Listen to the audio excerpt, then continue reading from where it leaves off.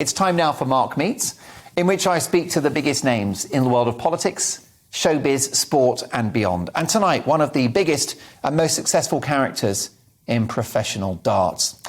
Bobby George. A genius on the arrows, Bobby earned the title the King of Darts after winning a slew of major tournaments.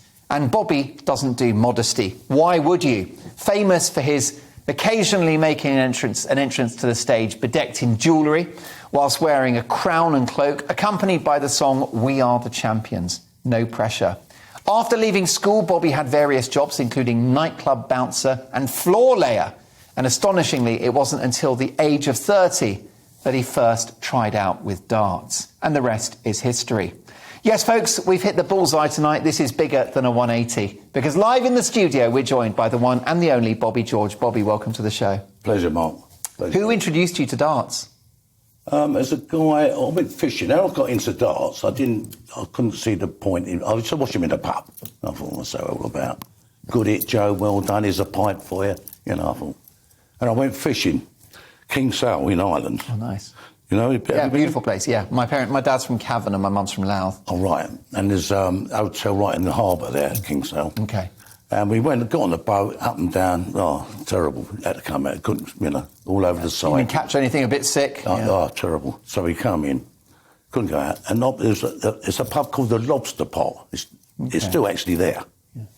And my mate Malcolm Ellis, he said, let's have a game of darts. And I said, well, I don't play darts, Malcolm, you know that. He said, well, have a go. I went, all right, give me a set of darts, and started throwing them. And he said, how do you do that? I said, what do you mean? So I've been playing about 16 years and I can't... You say, treble 18, I think, where's that? And I might get it, see? Double 16, I'm looking for it. Well, you do if you're learning, don't you? Of course. Because the counting is a different game. Counting is another game, but part of the game of darts. Yeah. Boom, you've got to take it up, he said.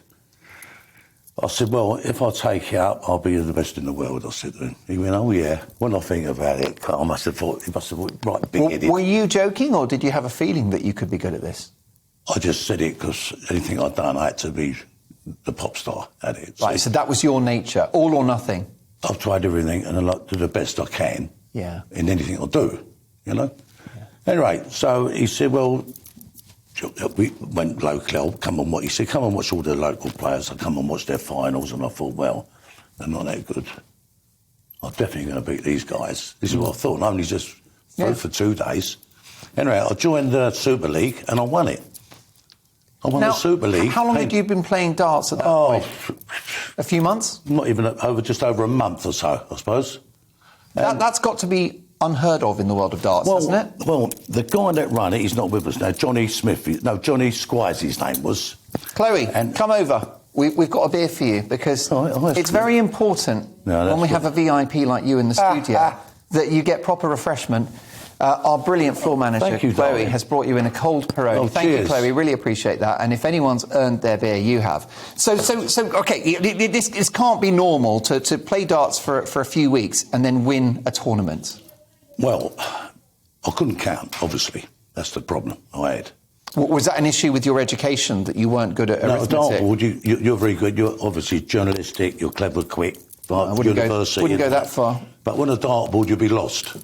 Too many combinations to know. Yeah, and you've got to subtract and all the rest of it, right? Yeah, so it's not that easy. So what you're saying is even if you're all right at maths, there's a particular sort of mental method that you simply have to learn.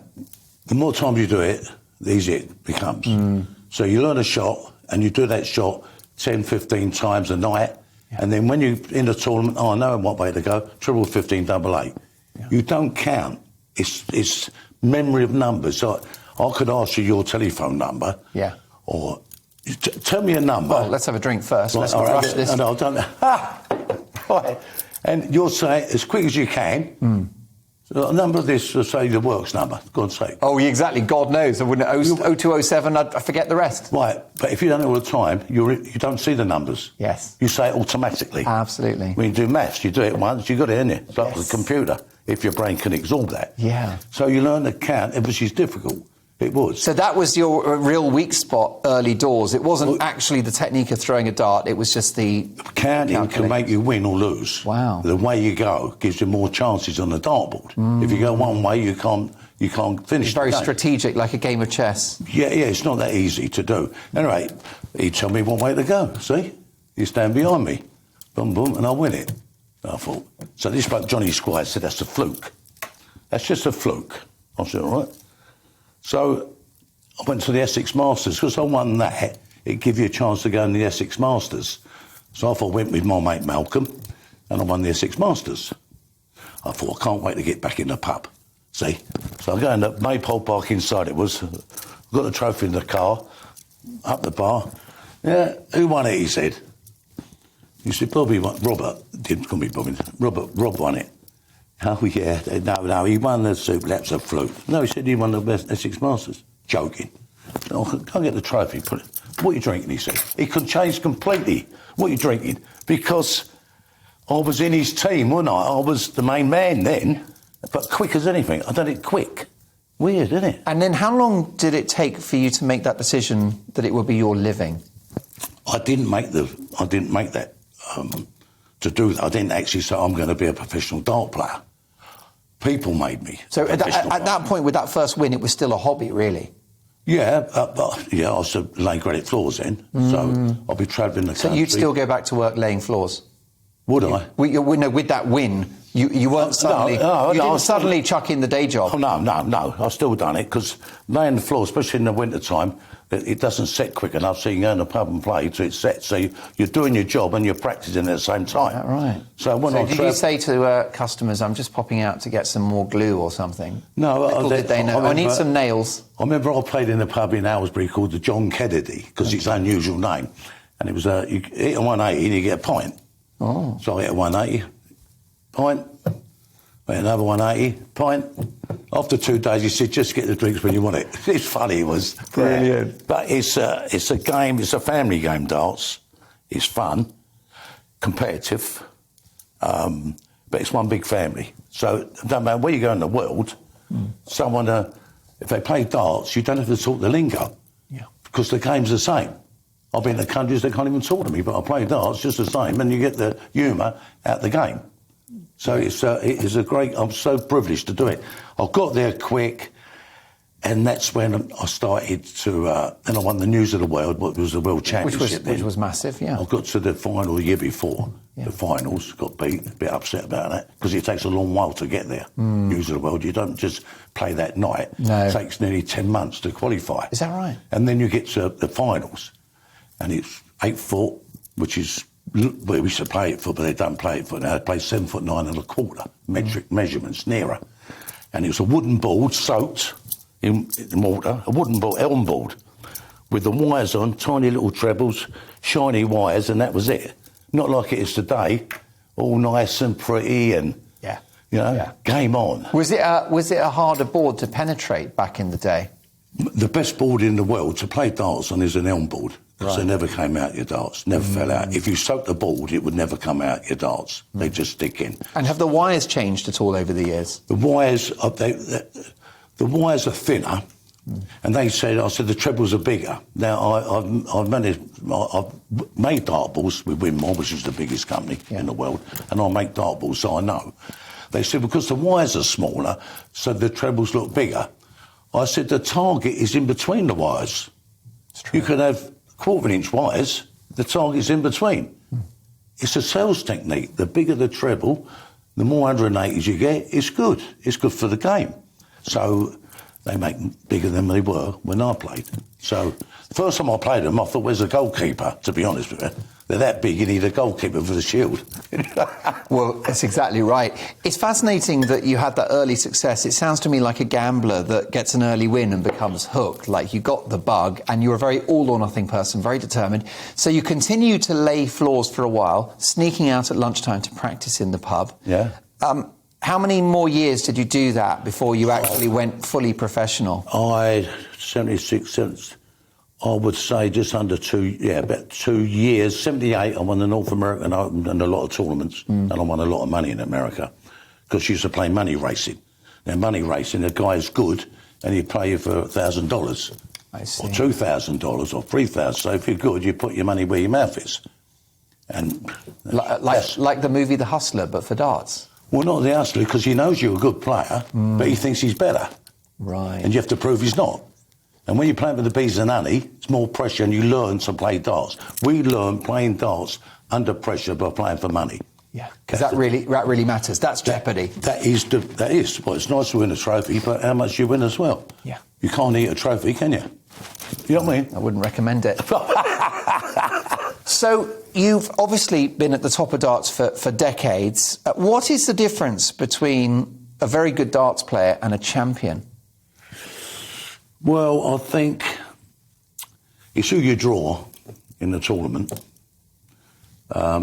It's probably 25% who you draw, 25% luck, and the 50% down to yourself.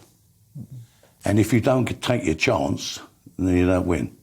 It's a width of a Y. It's a couple of mil can make you a champion or not. Yeah. And you can play and practice for hours and hours. But if you can't get over that line, you get a bit bored with the game because there's no reward. You're runner-up, you get something. But it's a lovely feeling to hit the double and be a champion of any Open, any game. So I would say to people that play, you can't think, oh, you're going to be a champion straight away because there's not many of us done that. But I've been fortunate enough to go into darts, win, and then the people asked me to come to their clubs and pubs. I didn't say I was going to be a dart player. They said, oh, how much do you charge for exhibition? I said, well, I used to be at Leighton Reese last month. How much was he, say, for him? 200 quid. I said, I'll charge the same. I didn't. I look in my diary, I said. I didn't. And then it built up. I went to that pub, or that club, and it built up and built up and built up, especially in Wales. First exhibition I done was in Wales, Bridgend. And the Welsh are very good. If you're going to be good, they give you the order. And I like working in Wales because they're good dart players, Welsh people. And what about your emotions and your mental state when you're on that last dart and you need a double top, or you need a bullseye, or you need a treble? How do you handle that pressure when this is a throw that could change your life? Yeah, I've been down that road, but I never thought of it the way you did. Similar. It's like, I'll give you an example. I played for Hainault Super League, Hainault. Right? I'm glad you rephrased that one. Right. Family show, Bobby, please. Hainault. I don't know about the Hainault Super League. I'm sure they have a great time of it. Hainault Super League. The caller would say, the MC, Hainault require 40. Hainault, boom, game shot. Next week, I'm playing for England. England requires 40. That's a different ball game. Yeah. Same game, same double, same treble. But deep breath, don't miss it. Whatever you do, don't miss it. You say in your mind, don't miss it. But when you're playing tournaments, you don't say that. You just throw it. Boom, boom, boom, you just do it. So you don't allow nerves to come into it? No, you get a bit nervous. I'd be lying if I said I didn't get nervous. You get nervous at the beginning when you walk on the stage, and especially me with candles and all glittery, and I've got to play pretty good. Look at a clown, you've got to be good, haven't you? So, but you do get nervous, but as soon as you play, the nerves go. I don't get nervous now, but I did when I first started, obviously. How much practice is involved? Hell of a lot. That is it. Boring. Practicing is very boring.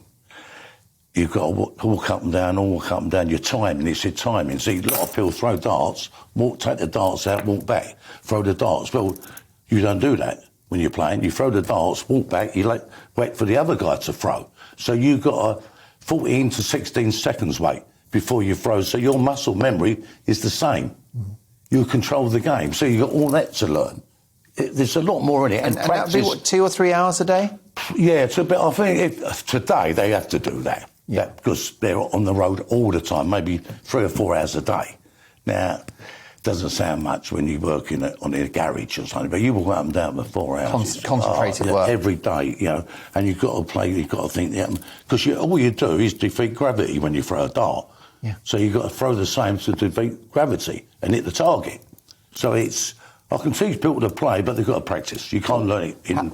Have a sip of beer, because I want to ask you about alcohol there was that famous sketch by the comedy double act Smith and Jones. Do you remember it? Which was very funny. I thought it was great. Yeah, it was funny. did. And this involved two brilliant comedians dressed up as darts players with a fake belly, a cigarette and a pint, and they got increasingly more drunk as they played. And they got better drinking. Well, exactly. And some people, obviously lots of people found it hilarious. Some people thought that it was actually a very snobby sketch about darts. It brought the game into disrepute. What was your view? I mean, because I think darts, right, is just an unbelievable sport. It's such a great spectator sport.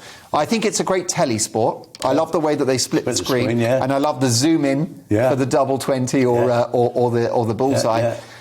So I think it's great on the box and it's great live, and I think it's an amazing skill. But do you think there is snobbery about darts? Well, not so much now, but 40 years ago there was. You know, beer bellies and all this game, and fat guys. All right, Leighton Reach was a bit heavy, but not all dart players were fat. A bit like you. It's nice and slim, or like me, semi-fat. Look, it's all muscle. Look at those abs.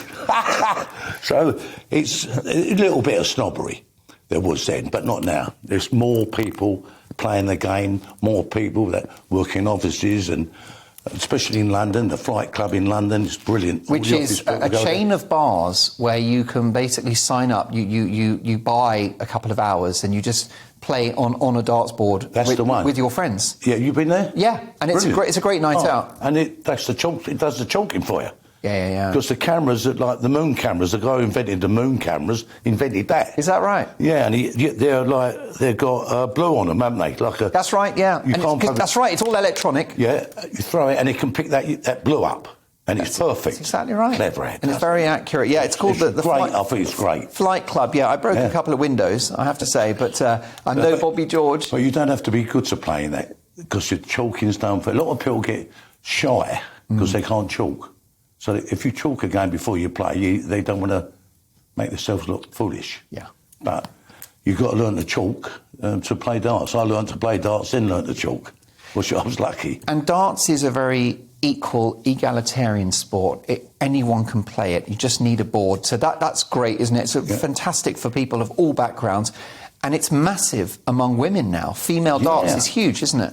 Well, there's some great lady players. There was, obviously, but there's more ladies playing now. So the more ladies playing, the better the standing gets. And there's some good lady players now. Really good. Yeah. So it's good for the game. Did someone teach you darts, or are you self-taught? Self-taught. Really? I didn't know, but I throw like this. Okay. Right? No one throws like that. No. Everyone throws like that. But on the television, I didn't know till I watched myself and said, oh, it's weird. I throw from my left eye with my right hand. But it works. It turned out pretty well. I wouldn't change the winning formula. And what about some of the characters of the sport? Sadly, no longer with us. Eric Bristow. Yeah, Eric, what a legend. Yes, shame. Yeah, I was Really with him that day he died, Eric. Were you really? Yeah. Yeah. We were doing the Premier League, and I done the first show, and he done the late show, and he done it and fell down, just had a heart attack, and that was it. Yeah, a true legend and a really nice guy. I did encounter him for a short interview, and he was an absolute gentleman. How about dartitis, which I think he suffered from? That's the most fascinating condition. Can you describe what dartitis is? Well, you get the dart and your brain's not telling your body to release the dart. You're not sure if it's going to be in the right place. So you can't quite let go of the dart? You can't let go of it. Bowlers have it, bowlers have it. Right. Can't let go of the ball. A few Spurs players Even have it. Even guys who play golf have it. I got it. It's called moneyitis. When it's my round, I can't get my hand out of my pocket. Yeah, funny that, isn't it? Keep going like that, I do, yeah. Yeah, you're getting the next one tonight, brother. But that's a terrible thing. He had that for a long while. That ruined him, really. When he got dartitis, he did win some tournament abroad, and then after that he found it really difficult. I knew Eric when he was 17, 18 years old. What a career he had, but what a career you've had.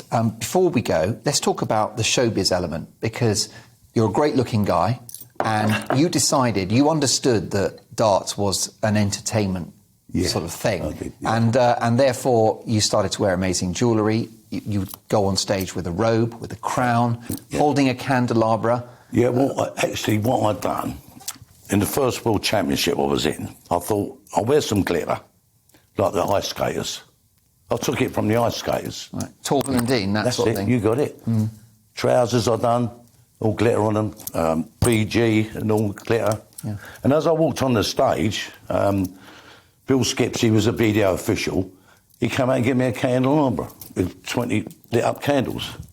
And I put them on the stage, everyone lit their cigarettes up, the lighters up. Brilliant. And that's how it came about, and I thought, that's weird. So I had to have the candles every time I went to play. And the glittery shirts. Then I had the music. See, no one done the music till I did. We Are the Champions. We Are the Champions. I asked the BBC, said, you can do it. So I asked the BDO, and they said, yeah. So I come out, We Are the Champions, not me. We are. You've got to listen to the words, you see. And it made everyone had a singing along with it. Yeah. Well, it makes a party. It's theatrical more, isn't it? Yeah. So me with the diamonds and the gold and the glitter, I've done it. I'm scruffy. I don't wear this all the time. I've got a bib and bracelet and army boots, me. But that's a part of my image. And I've done it to get recognised. Yeah. And I did get recognised. Yeah. Is there a part of you that quite like putting pressure on yourself? That you'd create this great spectacle? Well, I remember Ollie Cross saying to me, you're not going on stage dressed like that, are you? He was in charge of the BDO. I said, Jerry, he said, don't you think you've got enough pressure on you? I said, no. I didn't feel the pressure playing, but I thought, well, I've got to do an advert, haven't I? When I'm on the television, television's a great thing to be on. It'll either make you or can break you. Tell me about it. You could say the wrong word, the wrong place, the wrong person, or you can play bad darts. You get upset and playing, the crowd hate you. So it's all, So I thought, well, if I go on there and I talk sense when I say something and don't swear, the little man in the head said, don't swear, Bob. And you heard him, have you? I'm glad he's in charge. So I just wore the glitter, the diamonds and all that game, to get known. Well, I think it proves two things. It proves that you're an entertainer and that you understood that darts was an entertainment spectacle. And you're a winner. Well, I'm glad you said that, Mark, because a lot of dart players didn't like me doing that. They said it's not a circus. I said, but you've got to make a show of it. Now look at it now. If you didn't have the music in darts, you wouldn't look at it. No. People dress up. It's a party atmosphere. They're all singing. It's great. I think it's great. I love it. I do. Do you still play? Yeah. Still play. Do you still enjoy it? Yeah, I still enjoy it, yeah. The greatest honour to have you on. I don't play. I choose what I do. Can I shake the hand that scored so many points? Yeah, right. Can I shake the hand that's wrote so many points? Oh, well, I don't know about that. Exactly. I've made a few. You're right there. Bobby George, an honour to have you on the show. Thank you so much for joining us. Perhaps you'd like to come back and join us on the panel. Yeah, why because not? I know you've got a few opinions about the news as well. Oh, right. Well done. Let's do that. All the best. You won't be censored on this show. The remarkable Bobby George. Thank you so much, Bobby.